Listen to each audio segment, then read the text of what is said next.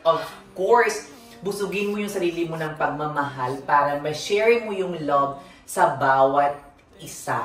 And all we need to do is to love. Ayan. Kasi of course, nabuhay tayo para magmahal. If you fail once, then try another 2, try another 3, try another 4. Kung hindi naman successful, masasanay ka din. Wak, wak, wak, wak. It's not too late to let you know that you're in love with a ghost. So run! Pack up your bags and run. Once you see the truth, you'll be over it. Run! And when it's all said and done, run!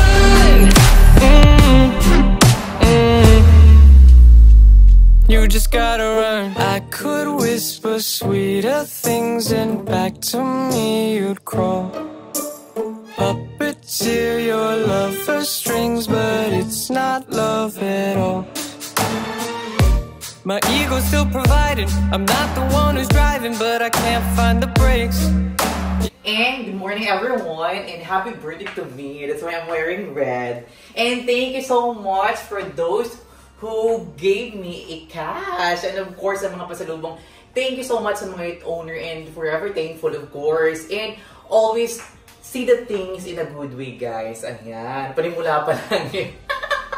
At sa mga owner naman, yung nagbigay ng gift at dahil pang yun sa buhay. Oh my gosh, I don't have so much time for you guys. Then yung mga owner naman galing arte, kunin nyo na yung unit nyo. Wala akong masyadong renter. Today's video, guys, actually, I'm going to have a rental update here at Shore mga complex in general. Kasi, as we all know that the government was totally banned the Pogo. So, most of the tenants, almost 90% of them are working in Pogos. But, in different view naman, and in fairness naman sa MOA, mostly ng working in Pogo are legal. They are not illegal, same as others. And for this video, guys, this is unit owned by Mr. Renz, and of course, kay Iser. I don't know how to pronounce her name correctly, but correct me if I'm wrong. This is your unit na, guys, and eventually, they gave me some ideas that I need to do inside the unit. But guys, this one, we just did a little bit of, parang konti na lang yung mga kailangan na ayusin dito, but almost done na, guys. So, I don't have so much time because I'm going to celebrate my birthday outside the Manila. So, wala ako dito by tomorrow. And today pala, wala na ako. Because my friends are waiting at me outside kasi we're going somewhere para may peace of mind. Sa mga owner naman, huwag nyo follow up ng ang aga-aga. Oh my gosh! I know it's different time, but of course, respect naman. Yung 12 midnight, mag-follow up. 1 a.m. My gosh! Be good naman. So it will bounce back to you. For this, guys, this is Shore Residences, and this one is Family Suites B. And what I did here, the home entertainment. Actually, the owner sent this picture. And I did some mas closer to this unit. Pero hindi naman talaga totally na ganun talaga siya. For this one, I have the smart. Actually, this TV, I bought this one. This one is advanced. And meron siya ng Netflix and everything. This one is smart TV and this one is TLC. This one is more expensive than the other. Ayan. So I decided to have some here, drawer in here. Ayan. Ito yung ito yung home entertainment nyo. Ayan. So, this is the sofa. Ayan. The sofa is leather and this one is a bigger. Kasi yung mga nilalagay natin normally, maliliit lang. But this one, I choose to have the bigger sofa and this one is leather. And ang ganda ng combination ng color here. And I added some French mirror in here. And this one is just like Scandinavian and more in wood color, guys. And this part, I added also some wall panel in here. Then, same siya. And of course, we decided to have a banana leaves here. Ayan, makakalikasan. And of course, pupunta sa yung owner dito at least ma-exercise niya yung yung unit niya, ma-exercise niya at ma-practice niya yung human rights niya dito. Charing! Ayan, of course, this one is Family Suites B, so I decided to have two sets of a fan light. Ayan. Then, for this area, I have here the 2 doors na dining. And eventually, this one, since it's failed, so I gonna decided to have here at least kind of frame para at least hindi siya boring tingnan. So, I'm gonna add some framing here. Then, for this one, I decided to have another kind of dining. So, para siyang parang kung ano siya, parang study table or whatever you want, bar table na din.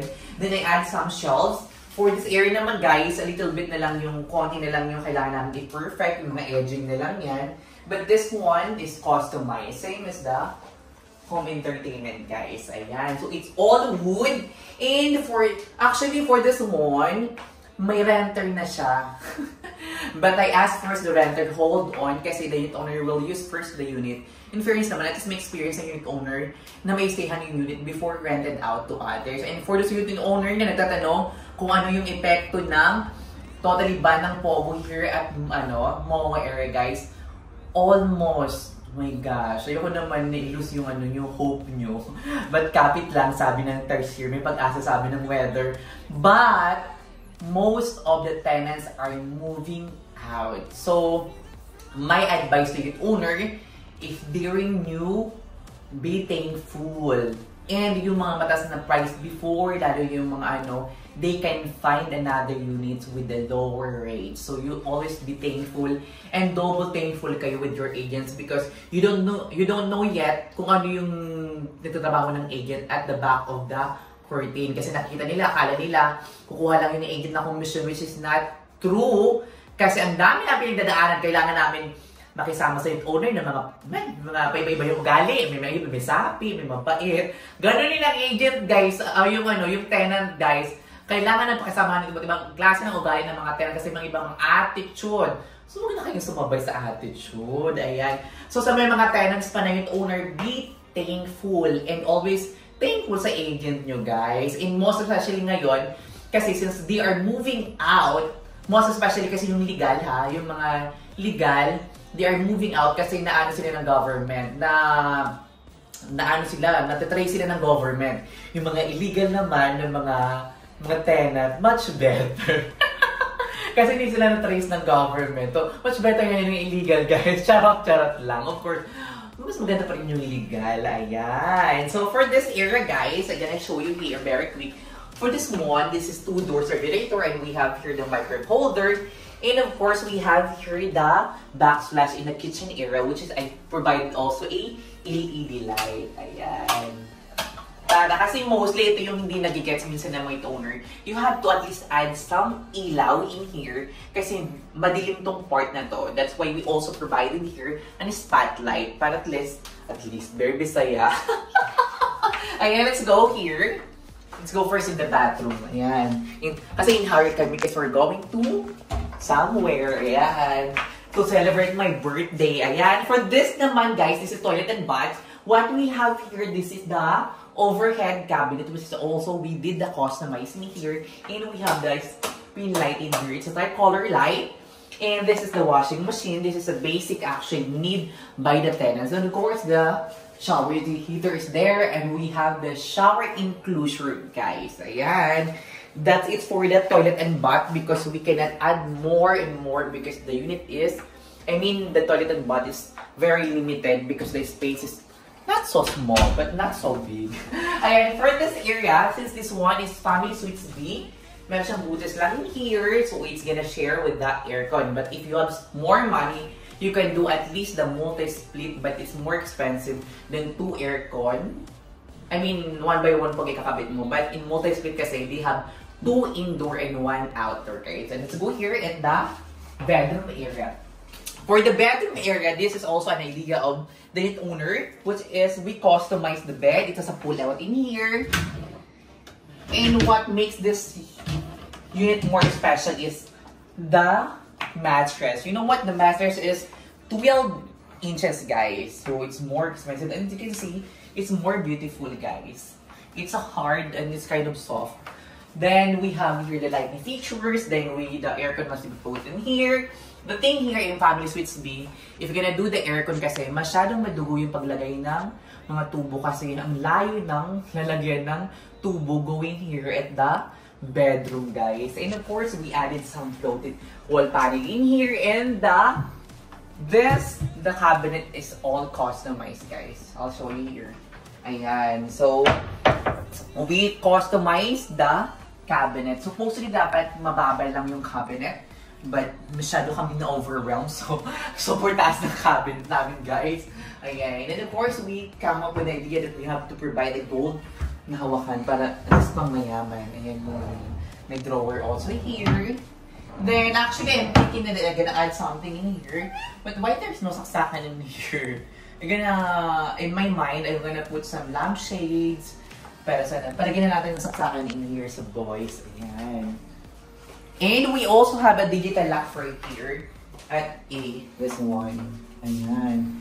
Digital lock yan, guys. Walang halong chismis kasi yung machismoso na naman. And then, naman ako. Ayan. So, today is actually, ano ba today? Today is Tuesday. Tuesday ba today? Today is Tuesday, guys. And of course, for those unit owner, maging thankful kayo sa agent nyo at huwag kalay-lain iniisip yung pera. Kasi, of course, oh my gosh, as we grow old, we need only peace of mind. Pero more money din. And of course, my gosh, always be kind no matter what happened. Kasi, in this world that you can be anything, that you can do everything, always choose kindness above anything. Ayan. Kung wala naman degree holder, mag-sorry na lang. Charot-charot lang yan, guys, ha? Baka may malang tayo. Mga charot lang yun, guys. Of course, we are all full love kasi hurt people tends to hurt others. But of course, busugin mo yung sarili mo ng pagmamahal para ma-share mo yung love sa bawat isa.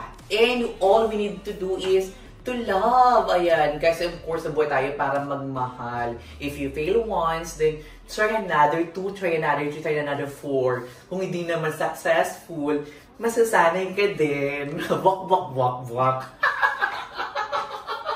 Charot-charot lang. Ayan. For this unit, sir, actually, someone gave the reservation for this unit, but I told them na kailangan mo muna mag-stay. And we, of course, we need to perfect first everything in here because just like this one, kailangan pa namin lagyan na kung ano-ano pa. And I'm thinking na gonna put something in here na para maganda sa mata, good for the eye, para base, whatsoever. Kasi hindi po talaga siya perfect, just like me. And so, ito owner, guys, ha, totoo na wala masyadong renter for now. Most of the tenants, they are moving out because the government forced them to move out. So, don't blame your agent kung hindi na-continue yung renter just because, of course, we need to follow the law. Ayan, sa mga owner. Kasi nagagalit sila sa agent, hindi nila alam na yung commission napakaliit para yung mga agent. Be good kasi it will bounce back to you naman. Sa mga agent naman, basta, ano lang. Basta maging mabuti lang at maayos naman yung pakikisama. Kasi, hindi naman laging pabor sa'yo yung mundo. Malay mo naman, ano mo naman yung mundo, masyadong bilog. So, everything that you do, you have to put it with love. Para at least maganda yung kalabasan. Let's go to the balcony view. Parang dahil mo sinabi na walang katuturan today. Charing. Let's go here. Ayan, this is the view of the unit.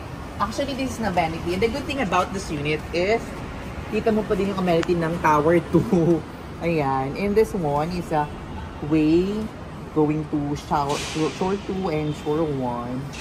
So, in fairness, okay pa din, sir. But the pool is not yet okay. Ayan. But me is okay na. Charing. Today is Tuesday. And have a good day, everyone. And don't forget to be kind. Ayan. Bye-bye. And I miss you, everyone. Because I've been in Thailand for almost a month. So, ayan. I miss you, everyone. Ano?